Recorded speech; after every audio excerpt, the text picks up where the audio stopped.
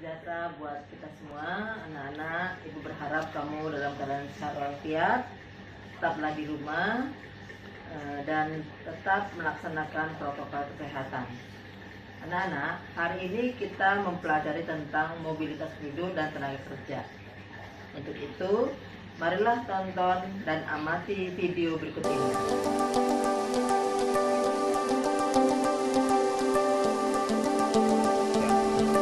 Mobilitas penduduk, yaitu penduduk atau gerakan penduduk ialah perpindahan penduduk dari suatu daerah ke daerah lainnya. Mobilitas penduduk dapat dibedakan atas mobilitas penduduk vertikal dan mobilitas penduduk horizontal. Mobilitas penduduk vertikal yaitu sering disebut dengan perubahan status dan salah satu contohnya adalah perubahan status pekerjaan. Seseorang yang mula-mula bekerja dalam sektor pertanian, sekarang bekerja dalam sektor non-pertanian. Sedangkan mobilitas penduduk secara horizontal atau sering disebut dengan mobilitas penduduk geografis, yaitu gerakan penduduk yang melintas batas wilayah menuju ke wilayah yang lain dalam periode tahun atau waktu tertentu.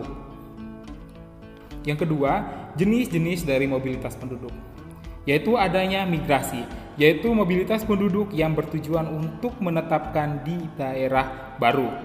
Yang kedua, mobilitas sirkuler atau mobilitas sementara, yaitu mobilitas penduduk untuk sementara waktu atau tidak untuk menetap.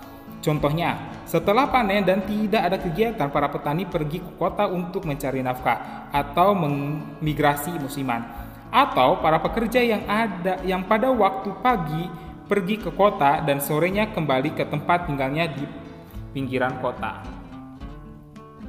Migrasi, perpindahan penduduk dari suatu tempat ke tempat lain di dalam negeri maupun dari suatu negara ke negara lain untuk menetap, baik secara perorangan, keluarga maupun berkelompok. Pengertian menetap menurut sensus penduduk Indonesia adalah orang yang tinggal di daerah baru selama 6 bulan ataupun lebih. Sebab-sebab terjadinya migrasi. Yang pertama, alasan ekonomi, karena kesukaran hidup di suatu daerah mendorong kehidupan untuk mencari kehidupan yang lebih baik ke daerah lain. Yang kedua, alasan politik, yaitu adanya pergolakan politik dalam suatu negara sehingga kaum politisi pindah ke negara lain untuk mencari perlindungan dan keamanan dirinya. Yang ketiga, alasan agama, karena kurang terjamin atau terkekang dalam kehidupan beragama, penduduk pindah ke daerah lain yang sesuai dengan kehidupan agamanya. Yang keempat, alasan lain, misalkan bencana alam, kekeringan yang panjang, peperangan, kelaparan, dan wabah penyakit. Jenis-jenis dari migrasi. Migrasi antar negara, yaitu atau internasional, yaitu perpindahan penduduk dari suatu negara ke negara lain yang termasuk antara negara adalah sebagai berikut. Yang pertama, imigrasi, yaitu masuknya penduduk negara lain ke suatu negara. Misalnya, masuknya orang Malaysia ke Indonesia, orang Malaysia tersebut disebut sebagai imigrasi. Perpindahannya yaitu disebut imigrasi. Imigrasi bersifat permanen, artinya tinggal menetap untuk selamanya, malah dapat pula bersifat sementara, misalnya TKI ke Arab Saudi berdasarkan kontrak selama 2 tahun. Yang kedua, emigrasi, yaitu keluarnya penduduk dari suatu negara ke negara lain, misalnya orang-orang Indonesia yang pindah ke New Caledonia dan Suriname, mereka disebut emigran. Perpindahannya disebut emigrasi. Dan ketiga, remigrasi, yaitu kembalinya para emigran ke negara asalnya. Misalnya orang-orang Ambon yang tadinya pindah ke Belanda sebagai emigran, kemudian kembali lagi pindah ke Indonesia. Migrasi dalam negeri, yaitu perpindahan dari suatu daerah ke daerah lain di wilayah negara itu. Misalnya penduduk antar provinsi yang termasuk imigrasi dalam negara adalah sebagai berikut. Adanya transmigrasi, yaitu perpindahan penduduk dari suatu pulau atau provinsi yang berpenduduk padat ke suatu pulau atau provinsi lain yang berpenduduk jarang di negara yang sama.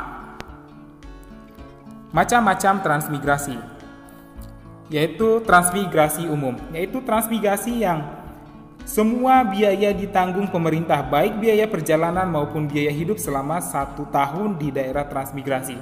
Tiap keluarga mendapat alat pertanian, rumah, bibit, dan tanah seluas 2 hektar. Dan kedua, transmigrasi swakarya, yaitu transmigrasi yang pembiayaannya sebagian ditanggung dari sendiri dan sebagian ditanggung pemerintah. Pemerintah memberi tanah 2 hektar dan membiayai perjalanan. Yang ketiga, transmigrasi spontan, yaitu transmigrasi yang seluruh biaya ditanggung oleh transmigran itu sendiri. Pemerintah tidak memberikan bantuan apapun. Yang keempat, transmigrasi bedol desa, yaitu transmigrasi yang dilakukan oleh seluruh penduduk desa beserta pejabat pemerintah desa. Transmigrasi bedol desa dilakukan karena bencana alam, misalnya karena letusan Gunung Merapi, penduduk beserta pejabat desa yang bertempat tinggal di kaki gunung dipindahkan ke Sumatera. Penduduk Wonogiri dipindahkan ke Sitiung, Sumatera Barat, karena daerahnya dibuat PLTA Gajah Mungkur atau bendungan. Yang kelima, transmigrasi khusus, yaitu transmigrasi yang diselenggarakan oleh Departemen Transmigrasi bersama instansi pemerintahan atau organisasi lain, misalnya KNPI, Pramuka, dan lain sebagainya. Penyelenggaraannya sama dengan transmigrasi umum, misalnya Transmigrasi Pemuda ke Sumatera Utara atau daerah Labuhan Batu.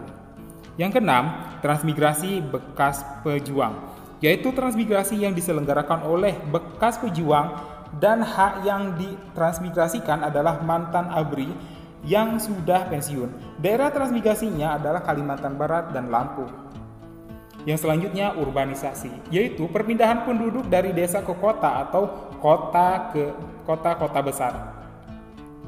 Permasalahan yang berkaitan dengan urbanisasi adalah sebagai berikut. Yang pertama, keadaan di desa banyak penduduk yang tidak memiliki tanah, penduduk rendah, dan sulit mencari pekerjaan di luar bidang pertanian. Yang kedua, keadaan di kota banyak daya tarik di kota, misalnya hiburan, rekreasi, adanya gedung, fasilitas pendidikan lengkap, dan luasnya kesempatan kerja dibandingkan di desa. Selanjutnya, akibat urbanisasi di kota timbul pengangguran karena tidak semua yang urbanisasi dapat bekerja. Timbul tunawisma, dan dari daerah kumuh, kesejahteraan dan angkutan umum tidak dapat mencukupi kebutuhan penumpang yang terus meningkat. Yang kelima, usaha pemerintah mengurangi urbanisasi. Pemerintah membatasi desa pindah ke kota, melaksanakan pembangunan sampai ke daerah-daerah, mengembangkan kota-kota kecil, serta menyediakan fasilitas yang dibutuhkan penduduk desa, misalnya fasilitas pendidikan, kesehatan, hiburan, rekreasi, dan penerangan. Demikianlah anak-anak video yang ditayangkan tadi. Setelah kamu amati, kemudian kerjakanlah soal-soal berikut ini. Terima kasih. Ibu sudahi dengan wabillahi taufiq wal hidayah. Wassalamualaikum warahmatullahi wabarakatuh.